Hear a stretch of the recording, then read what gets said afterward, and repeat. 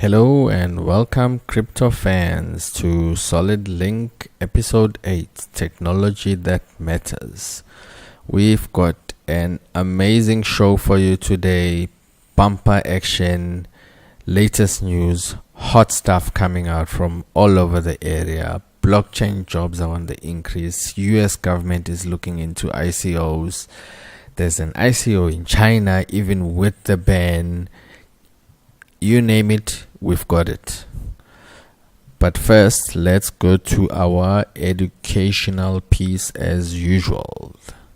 So today's question is, who created Bitcoin? From the Wikipedia page, the person used the pseudonym of Satoshi Nakamoto when he first released the Bitcoin white paper. This white paper was released in 2008 to a cryptography mailing list, subsequently followed by the actual release of Bitcoin in January 2009. It detailed that the code had been running since 2007, it had been in development since 2007, and eventually was released in 2009, as I said. He went on to register a domain called bitcoin.org, which was later transferred to Gavin Anderson. It's interesting that this person was able to do all the stuff, register domain, submit software to SourceForge, and yet nobody has an idea of who he is or where he might be. I think someone is hiding something somewhere. Maybe the FBI or the CIA knows, but I think they definitely should have a trace on more or less out of 20 people who has the skills to come up with this. Surely they know who it is. Moving forward, cryptocurrency jobs have doubled in the last 6 months. That's the news coming out of the Cointelegraph yesterday. And just to show you that they're spot on, when I went on to news.bitcoin.com, hey presto, look at what I came across. They're hiring a staffer now to write some Bitcoin articles. So Cointelegraph is definitely spot on. It seems the market of cryptocurrencies and Bitcoin is hot, and it's creating jobs, which can be a bad thing. And with ICOs aplenty, it's creating millionaires also. So soldier on, crypto, soldier on. Anyway, some details on the article. It says crypto jobs are seen as better jobs, on average paying 10 to 20% more, and also generally come with a higher likelihood of having remote working freedom, and generally also the perks are far better than your normal desk jobs.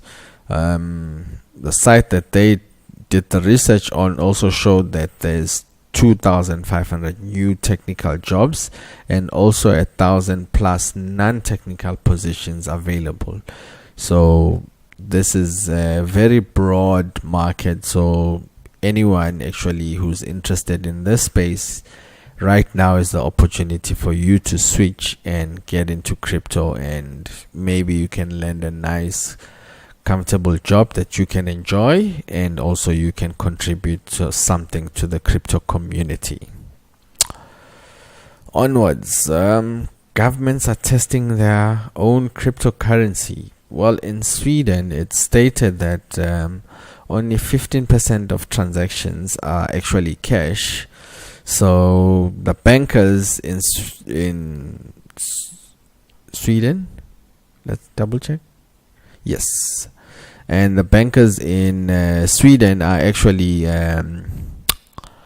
of the opinion that maybe the central bank should actually issue a cryptocurrency, which would be interesting indeed. And as I said, my opinion is it's a digital currency, not a cryptocurrency, as it will be issued by a central entity. In other government related news, our favorite friend Jaime is back in the news again talking crypto. For a guy who thinks crypto is a bubble and won't last, he sure as hell talks a lot about the cryptocurrencies.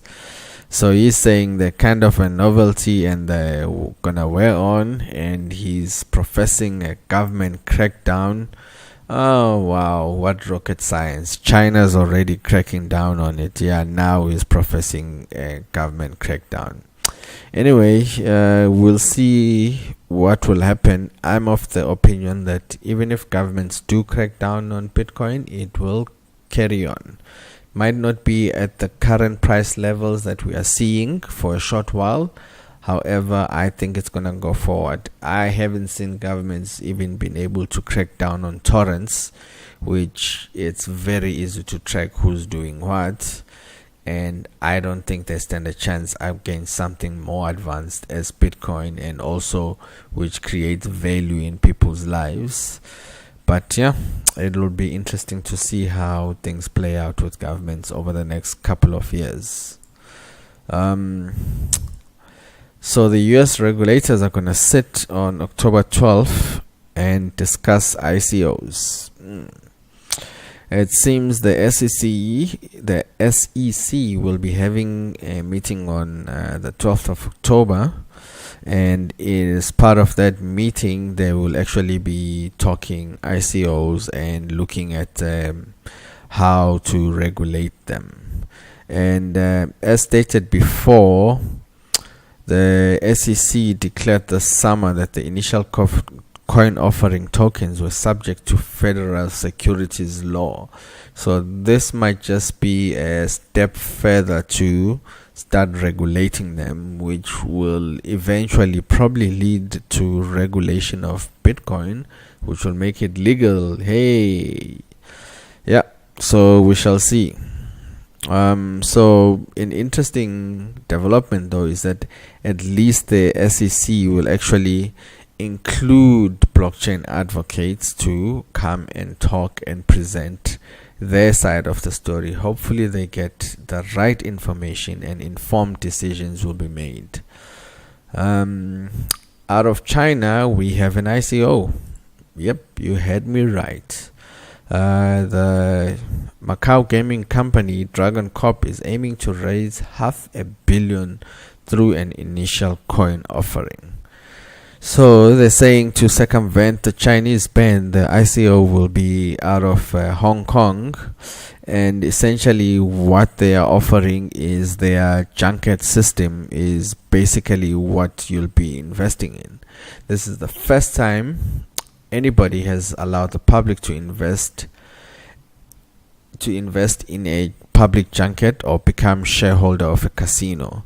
So it'll be interesting to see if they actually offer shares, because on my reading of this article it just sounded like you were only getting a stake in the junket, and I went on to read up on what exactly is a junket. It seems it's just the introducers. VIP junket operators, also known as VIP room promoters, act as facilitators for Macau's billion-dollar casinos, guaranteeing a certain amount of revenue from China's wealthy gamblers, luring them with free accommodation, travel, and other perks to Macau, the only place in China where casino gambling is legal. So it's going to be interesting to see if this is just all that they're offering, or are they also offering a stake in the casino. And it'll be interesting to see how China responds, as this is actually directly going against them. Regardless of where the ICO is held, I still think that the Dragon Corp is a Chinese company and should abide by the Chinese government laws. So it'll be nice to monitor and see how this develops. Japan's Bitcoin exchange are gonna be under regulator surveillance from October.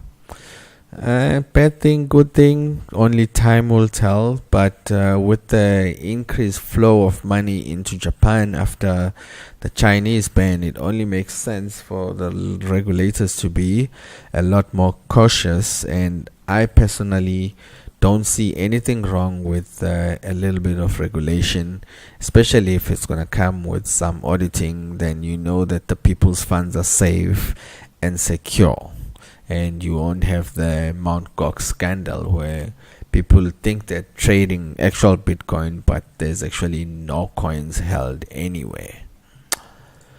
In other news, FICO created a patent filing for plans to monitor Bitcoin exchanges. I wonder if they're going to sell it to the Chinese government. So, well, it seems here that company behind FICO credit scoring is looking at how to collect information from Bitcoin exchanges as part of new anti-money laundering product, new public documents show. I really don't see how it's different from collecting information from banks, but I think they're just trying to create a patent just so that they can corner the market and sue anyone else who comes up with something similar.